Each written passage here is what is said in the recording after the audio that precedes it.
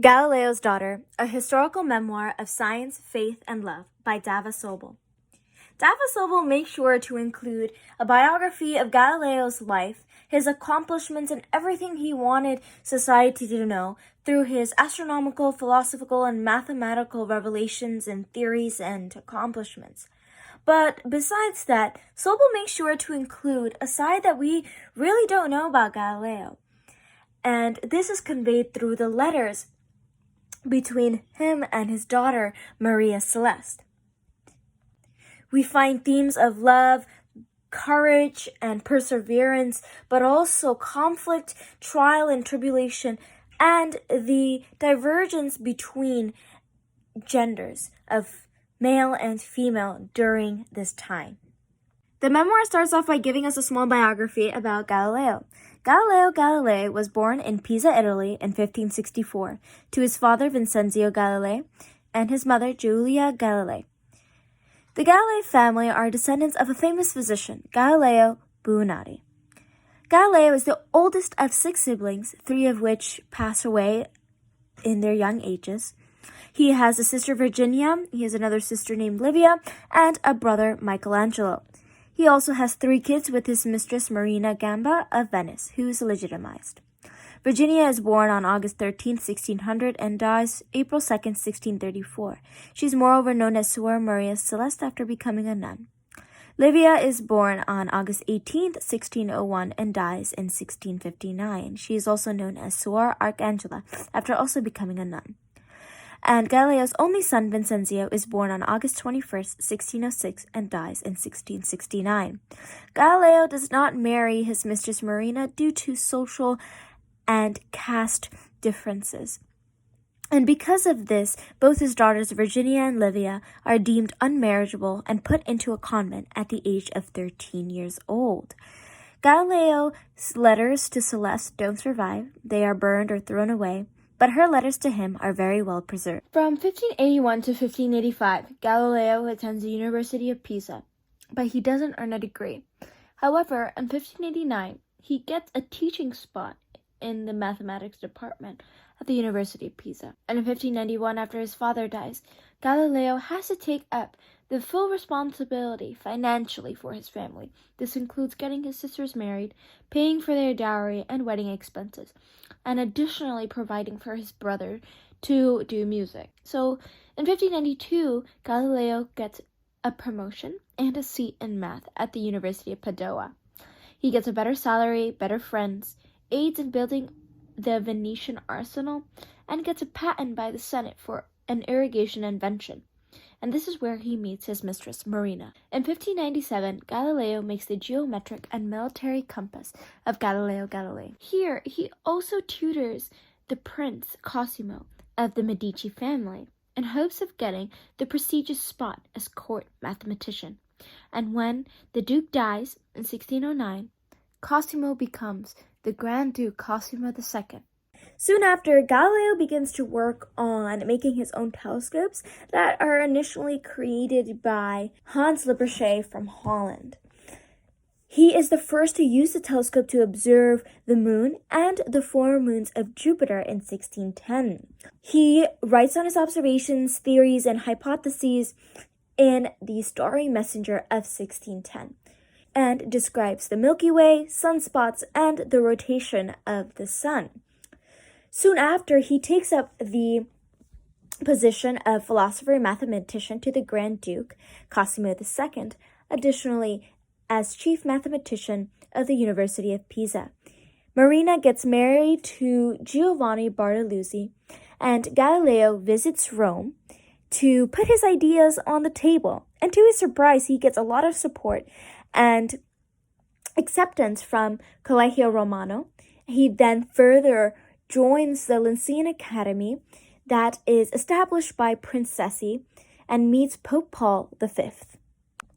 In 1609, Johannes Kepler publishes 2 laws on planetary motion. Galileo goes on to study buoyancy and writes the Discourse on Bodies that Stay Atop Water or Move Within It in the language Italian. In his book, he goes against and opposes certain opinions, theories, or beliefs that Aristotle has already placed into society. And this just creates a little bit more anger for those who already oppose Galileo and his work. In 1543, Nicholas Copernicus writes on the revolutions of the heavenly spheres, where he clearly states that the earth revolves around the sun. This furthermore increases the confidence of Galileo and everything that he has been studying as well about a heliocentric universe. So Galileo in return writes a number of letters and observations on sunspots in his book History and Demonstrations Concerning Sunspots and Their Phenomena in 1613. However, because he is starting to explore and go deeper into this heliocentric universe and the views that somewhat go against what the Bible is saying, Galileo begins to get opposition from people who disagree with the heliocentric universe, like Madame Christina. So in return, Galileo writes the letter to Duchess Christina in 1615, which is eventually published in 1636, where he defends his views and his opinions about the heliocentric universe, but also adds to the fact that it does not go against whatever is said in the Bible. Instead, he says that God gives wisdom to men liberally to use. So he defends his opinion and his heliocentric view using God, additionally using Plato and Aristarchus of Samos and Pythagoras' theories and everything that they say that support a heliocentric universe and studies of astronomy. Galileo decides he needs to go to Rome to prove to people that a heliocentric universe does exist. But at this time, because of the Protestant Reformation, the church is in such an unwilling state to accept Galileo's opinion about a heliocentric universe. And because of that, Galileo is like, I need to find a way, some way or another, to prove that my opinion is true. So he ends up wrongfully arguing in the treatise on the tides in 1616 that the tides of the earth move because it is associated with the earth's movement around the sun. However, he makes this assumption by rejecting the truthful reason that the tides exist because of the moon and the moon's gravitational forces, not because the earth revolves around the sun. Thus, this creates a leeway for new theories to happen or occur. Additionally, in 1616, the Pope declares Copernicus' book heretical. Thus, they take it off all the shelves and they make sure they don't let anyone read it before all the errors that they seem to have determined are removed, and the book is republished again without these heretical statements. So in 1618, 3 comets appear and are observed by telescopes. And during this time, so many different theories are coming up about how and where these comets are coming from. One person says these comets are disapproving the existence of crystalline spheres. Galileo thinks that these comets are just illuminations of the air. And Jesuit Father Orazio Grassi argues that these comets are coming from in between the moon and the sun. And this causes a lot of rebuttal from both Galileo and his student, Mario Guiducci. This even leads Galileo to write the Assayer that continues to rebuttal against what Grassi is saying about where these comets are coming from. But Galileo also keeps in mind that he must include his own opinions and his own evidence to support and back this opinion up, not including Copernicus' views or values or notes, because it can become problematic. In 1619, Kepler ends up publishing all 3 of his laws for planetary motion that are based on Newton's studies into the Principia of 1687. It is around 1619 when Marina passes away, and this leads Galileo to work hastily to get his son Vincenzio legitimized through the influence of Grand Duke Cosimo II, which he successfully completes in the year 1619. And then in 1623, Urban finally becomes the Pope, and Galileo is very excited that he has some type of influence and an amicable relationship in a religious position. Additionally, another theme we see here is how Sobel conveys the difference between genders during this time period. Because as you can see, after Marina passes away, Galileo tries his best to legitimize his son, Vincenzio, but totally forgets or doesn't legitimize his two daughters, or take the time to struggle and get to that legitimacy for his daughters. So we can see that even if there is a relationship, a father-daughter relationship between Maria and Galileo, there is still a gender difference conveyed in this memoir. So it is in the second part of this memoir that Sobel begins to include the letters between Maria and her father, and this is where we learn a little bit more about who Maria is. So we basically get to know her, and we learn that she's 23 years old and that she is a clear nun living in poverty. We learn that her lifestyle is not what everyone will desire, and she writes to her father saying that they are dependent on the charity and donations of those who give to them to provide for themselves and get food and water and to support themselves in general. Additionally, she writes to her father saying that she has no privacy and that she doesn't even have her own room to stay in. And in response, Galileo sends her money and provides for anything else that she requests of him. So in 1623, Pope Urban gets his hands on the Essere by Galileo. And as his advisor is reading it to him, Urban is so happy and agrees with this book. So he invites Galileo to come and meet him in Rome. However, Galileo was sick the summer of 1623. And we also see how Sobel includes this little detail about how Maria also is so fond of her father that she sends him medicines to help him with his illness. So finally in 1624, Galileo packs up his bags and travels to Rome to meet up with his friend Urban. And here, Urban gives Galileo an assurance and approval that he should continue to publicate everything that he's been working on for the past years. And of these publications, we see the reply to Ingoli of 1624, which defends Copernicus against Monsignor Francesco Ingoli. It is also during this time that Galileo starts making his dialogue, which takes approximately 6 years to make. In this dialogue, we have 3 main characters, each with their own characteristics and their purpose in the dialogue.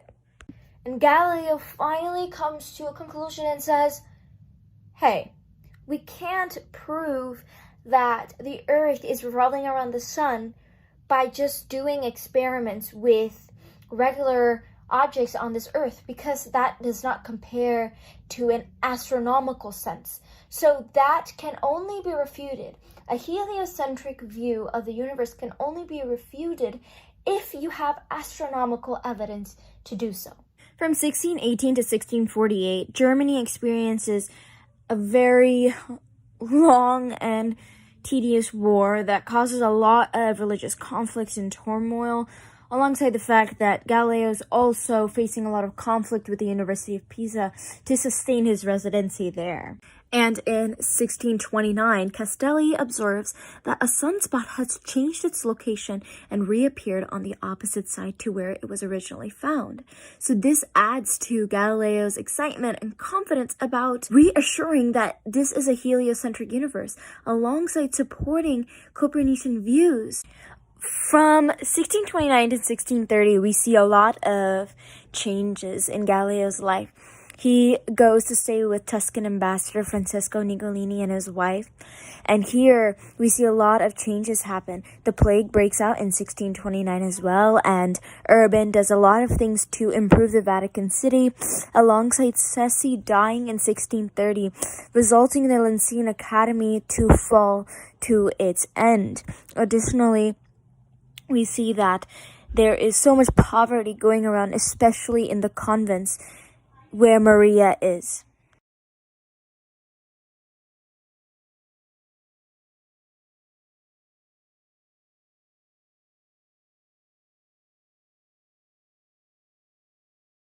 Galileo's dialogue is finally published in February 1632.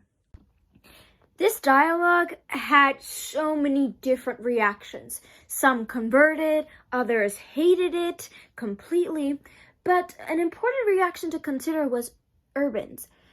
A lot of people had put into Urban's ear, who hadn't yet even read the dialogue by Galileo, that he had been insulted because his character was glorified or put in a higher position as Copernicus. As a result, Urban felt betrayed by Galileo, whom he thought was a friend. And because of this, the production and publication of Galileo's dialogue was put to a halt. And as a result, Galileo appealed to Francisco Cardinal Barberini. So when Galileo travels to Rome in 1633, he's interrogated by the Holy Office under the accusation of heresy, that he includes forbidden Copernicus views and supports Copernicus highly in his publications. And because of that, he is questioned and he is put in a spot where he needs to do something to prevent his work from being outlawed. And the way he takes is Galileo refutes everything he says about Copernicus in his publications. He says that he doesn't write highly of Copernicus. Instead, he refutes him and goes against him. And guiltfully he says this. But sadly, in June, Galileo is convicted of heresy and he is put in jail. So an interesting thing that Sobel tries to convey is the theme of constant conflict and trial, that just continues to happen throughout the book, especially nearing the end. We see how Galileo faces so much negative responses to whether it be a theory or a publication, whatever it may be. Sobel makes sure to incorporate the theme of constant trial and tribulation in this memoir to commemorate the journey that Galileo went through in order to get his point across. Additionally, another theme we see here is that during this time of overwhelming struggles for Galileo, we see that his daughter is always a constant support, a moral support in his time of need. We see a theme of constant compassion and love and just respect between the two. And we see that even if Maria is facing a hard time in her life, she continues to provide medicinal remedies and elixirs for her father. We see that Maria takes time out of her poverty-stricken life to support her dad. And she does this by even praying for the father who is deemed as a heretic and who is said to be going against the church, whom she vows her life to. And even during this time where religion is so highly respected, we see that this barrier and this wall is broken down because Maria respects her father and loves her father so much that she is willing to go against even religion to support him and be there for him. Galileo is put on house arrest with Archbishop Piccolomini of Siena, and he erases some letters and documents that might be problematic for him through Maria. Additionally, during this isolated time, he solves problems related to buoyancy and begins his new treatise called Two New Sciences, which is later published by Louis Elzevir in 1638. Near the end of 1633, Galileo is permitted to go back home to Arcetri, where he must serve house arrest for the rest of his life. And it is during this time that Maria was on the verge of death and eventually dies in March 1634. As a result, Galileo is stricken with grief and is very sad to lose his precious daughter. So soon after Galileo goes blind, he has this assistant named Vincenzo Viviani, who is so dedicated that for the rest of Galileo's life, he is his note taker, he writes his letters and other theories or whatever it might be. And when Galileo passes away on January 8th, 1642, Viviani dedicates his life to relocate Galileo's body because Galileo has two burials. At first, he is buried away from the church because he is accused of heresy. And Viviani spends the rest of his life trying so hard to relocate Galileo's burial spot. So finally, almost 95 years after Galileo's first burial and his death in 1737, the grave is taken up again, and to people's astonishment that there are two coffins instead of one. The top coffin is Galileo's. After the examiner examines it, it is Galileo's, and the bottom coffin ends up being a younger skeleton, a female body, which everyone concludes to be Maria Celeste's body. So, Sobel ends his memoir off with a bang. We see that this love, this father-daughter love, lasts till death. That Galileo's love and affection for his daughter doesn't just end when she passes away. That he makes sure that he too is buried with her. That even in death, that they won't be separated from each other. So this just goes to show that love conquers all, even death. And even in death, we see this amazing connection, this amazing bond between a father and daughter. So that is the end to the memoir, Galileo's Daughter, a historical memoir of science, faith, and love by Dava Sobel.